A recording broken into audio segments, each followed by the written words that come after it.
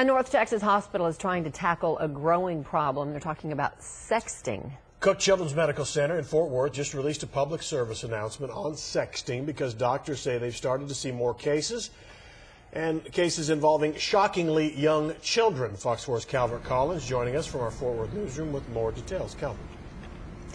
Well, Steve, kids sending explicit messages and photos have become a real issue for counseling offices and hospitals. And doctors at Cook Children's felt that not enough parents knew about sexting and its consequences, like costing college admission, scholarships, and even job offers.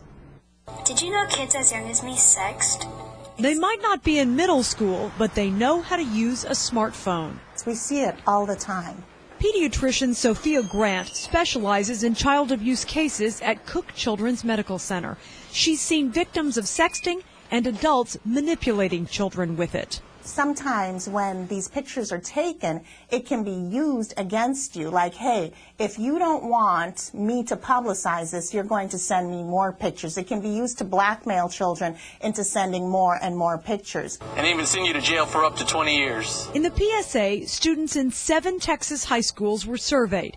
57% reported they had been asked to sext, and a third had. Our little secret. College freshman Megan Harvey learned the dangers of someone else's sexting when she was in high school. There were some girls in the grade younger than me who thought that by sending topless pictures to boys that they would be able to be more popular and hang out with them more, and it actually backfired. And every guy in my class got the pictures of the girls. Made an influence and an impact on our lives too.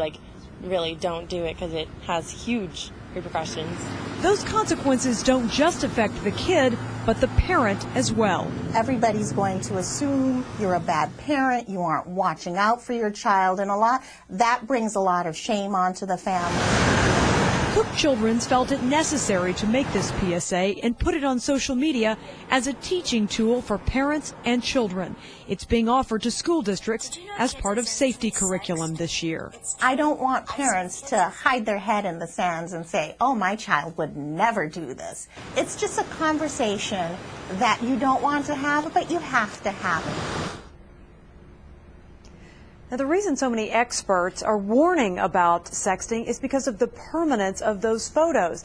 While the person who sent them might think they've been deleted, there are apps that will capture those pictures and save them forever and then quickly delete them. So it can be really out there in the internet universe forever, Steve. Just like we've always been told. And I realize the big concern here is like the youngsters and adults getting a hold of them.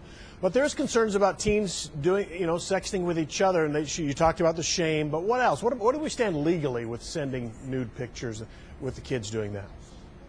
Well, even minors sending to minors can face possible jail time. While they're looking at a misdemeanor, if there's a second or third offense, they could definitely be looking at a felony. In fact, the law used to stand that any of these cyber crimes, they were facing a felony. These are kids under 18, even sending messages to each other. But now it's just been reduced to a misdemeanor on the first offense, but it certainly can increase. And we're looking at jail time plus a state-sponsored educational class about the dangers of sexting that those kids would have to take with a parent. Right.